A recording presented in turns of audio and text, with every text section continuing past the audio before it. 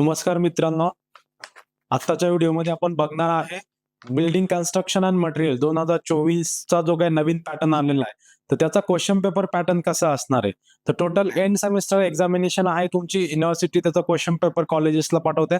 तर त्याच्यासाठी तुम्हाला 70 मार्क्स आहेत. मग 70 मार्क्ससाठी प्रत्येक युनिटला पर युनिटसाठी तुम्हाला 14 मार्क्स आहेत. एका युनिटसाठी 14 मार्क्ससाठी क्वेश्चन्स विचारणार आहे. तर फर्स्ट ऑफ ऑल तुम्ही ज्यावेळेस अभ्यास करायला घेणार आहे, तर अभ्यास करायला घेताना तुम्ही युनिट नंबर 5 पासून चालू करा. Building by lodge and drawings. मग त्याच्यामध्ये बिल्डिंग बाय लॉजचे जे काही UDCPR असेल, लाईन प्लॅन असेल, डेव्हलप प्लॅन असेल, UDCPRच्या रिलेटेड जेवढे काही आपले बाय लॉज आहेत, तर त्याच्या रिलेटेड त्याचा व्यवस्थित तुम्ही अभ्यास करा. त्याच्यानंतर ज्या काही व्हॅल्यूज असतील त्या मोस्टली त्याच्यामध्ये FSI जी काही टर्म आहे, FSI, फ्लोअर स्पेस इंडेक्स, काही आणखी याच्या रिलेटेड टर्म्स असणार आहेत. तुमचे बिल्डिंगची हाईट किती असायला पाहिजे, बिल्डिंगची विड्थ किती असायला पाहिजे, फ्रंट मार्जिन किती सोडायचं, रिअर मार्जिन किती सोडायचंय, साइड मार्जिन्स किती सोडायचं, याच्यावरती एक प्रॉब्लेम येऊ शकतो. तो प्रॉब्लेम व्यवस्थित करा. त्याच्यानंतर ह्या 5 नंबरच्या युनिटमध्ये जो काही बिल्डिंग बाय लॉज आणि ड्रॉइंग्स आहे, याच्यावरती तुम्हाला ड्रॉइंग्स येऊ शकतो. फर्स्ट ऑफ ऑल तुम्हाला लाईन प्लॅन देतील, तर line plan to develop plan तुम्हाला ड्रॉ करायचा आहे. त्याच्यासाठी university separately drawing sheet provide करेल. म्हणजे line plan to develop plan residential बिल्डिंगचा असेल, तिथे तुम्हाला काय करायचं, जो काही लाईन प्लॅन असेल त्याला डेव्हलप प्लॅन करायचं. डेव्हलप प्लॅन तुम्ही जे काही सेक्शन इलेव्हेशन काढलेले त्या पद्धतीने तुम्हाला तिथे ड्रॉ करावं लागेल. त्याच्यावरती फर्स्ट ऑफ ऑल तुम्ही नॉर्थ डायरेक्शन दाखवणं गरजेचं आहे. नंतर स्केल लिहिणं गरजेचं आहे. 1:50, 1:100 जे काही स्केल तुम्ही घेणार आहे त्याच्या पद्धतीने तुम्ही तिथे लिहून टाका. त्याच्यानंतर कन्स्ट्रक्शन नोट्स तुम्ही तिथे लिहून घ्या. नॉर्थ डायरेक्शन दाखवा. मग आणखी एक त्याच्यात रिलेटेड प्रॉब्लेम येऊ शकतो. तुम्हाला लाईन प्लॅन ड्रॉ करायला लावू शकता ते पब्लिक बिल्डिंग. मग पब्लिक बिल्डिंग तुम्हाला माहिती आहेत कुठल्या पब्लिक बिल्डिंग असेल, तुमचं पोस्ट ऑफिस असेल, बँक असेल, प्रायमरी हेल्थ सेंटर असेल, काही सभागृह असतील, तर याच्या रिलेटेड तुम्हाला पब्लिक बिल्डिंगचा लाईन प्लॅन ड्रॉ करायला लागेल. मग तिथे वेगवेगळे कॉम्पोनंट्स तुम्हाला दाखवावे लागतील. त्याच्यानंतर तुम्ही चालू करा अभ्यासासाठी unit number 4 green building planning and sustainable material. आता याच्यामध्ये ग्रीन बिल्डिंग म्हणजे काय, याच्यावरती एक क्वेश्चन येऊ शकतो. त्याच्यानंतर डिफरंट वेगवेगळ्या रेटिंग सिस्टम्स कुठल्या आहेत ग्रीन बिल्डिंगसाठी, जसं ग्रिया असेल, वेगवेगळ्या ज्या काही असतील त्या. नंतर ग्रीन बिल्डिंग रेटिंग सिस्टम्स तुम्हाला एक्सप्लेन करायला येऊ शकता.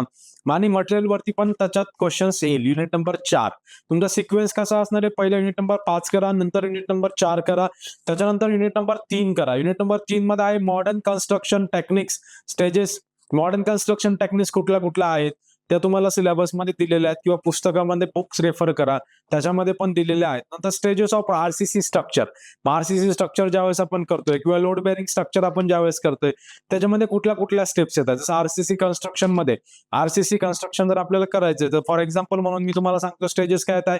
Cutting fitting and erection of reinforcement येत आहे. Cutting fitting and erection of form work येत आहे. नंतर मग पोरिंग ऑफ कॉन्क्रीट येत आहे. नंतर क्युरिंग ऑफ कॉन्क्रीट येत आहे. असं RCCचं वर्क आपलं कम्प्लीट होत आहे. नंतर 3D प्रिंटिंगच्या रिलेटेड थेरॉटिकल क्वेश्चन्स येऊ शकतो. त्याच्यानंतर तुम्ही युनिट नंबर 1 चा अभ्यास करा. युनिट नंबर 3 नंतर युनिट नंबर 2 घ्या. Classification of building as per national building code.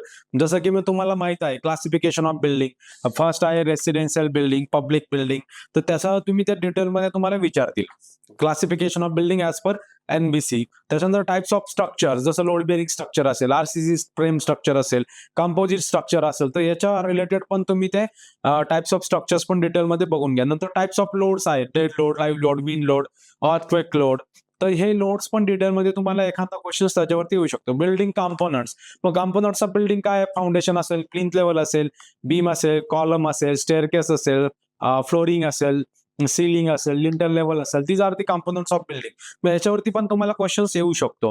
आणि त्याच्यानंतर एक प्रॉब्लेम तुम्हाला येऊ शकतो स्टेअरकेसचं डिझाईन वरती. त्याचा प्रॉब्लेम तुम्ही बुक मध्ये बघून घ्या किंवा इझिली तुम्ही कुठे पण सर्च केला स्टेअरकेसचं डिझाईन गुगलवरती, तरी तुम्हाला त्याचं डिझाईनच्या स्टेप्स भेटून जातील. त्याच्यामध्ये तुम्हाला नंबर ऑफ रायझर्स कॅल्क्युलेट करायचे, नंबर ऑफ ट्रेड्स कॅल्क्युलेट करायचे, त्याचा अँगल किती असायला पाहिजे, त्याची लेंथ किती असायला पाहिजे, लँडिंग स्लॅबची विड्थ किती असायला पाहिजे, या सगळ्या डिटेल्स तिथे दिलेल्या. आणि त्याच्यानंतर त्याचं ड्रॉइंग काढायचं. तर 10 मार्कसाठी तुम्हाला तो येऊ शकतो. Design problem for staircase. मग स्टेअरकेसचं डिझाईन वरती तुम्हाला प्रॉब्लेम येणार आहे. आणि लास्ट उरला वेळ तर तुम्ही युनिट नंबर 2 करा. युनिट नंबर 2 मध्ये भरपूर मोठा आहे. Types of doors, types of window, त्याच्यावरती तुम्हाला ड्रॉ करायला पण लावू शकतात. टाइप्स कुठल्या पण एका टाइपचा डोअर किंवा कुठल्या पण एका टाइपचा विंडो तुम्हाला ड्रॉ करायला लावू शकता. आणि तुमच्या पेपरसाठी तुम्हाला बेस्ट ऑफ लक. पहिले एक तर पहिलं 5वं युनिट तुम्ही चालू करा, नंतर 4थं करा, नंतर 3रं करा, नंतर पहिलं करा. उरला वेळ तर 2रं करा. 2ऱ्यामध्ये भरपूर मोठा सिलेबस आहे. तर अशा पद्धतीने तुम्ही अभ्यास करा. तुमचा स्कोर होऊन जाईल चांगला. Thank you.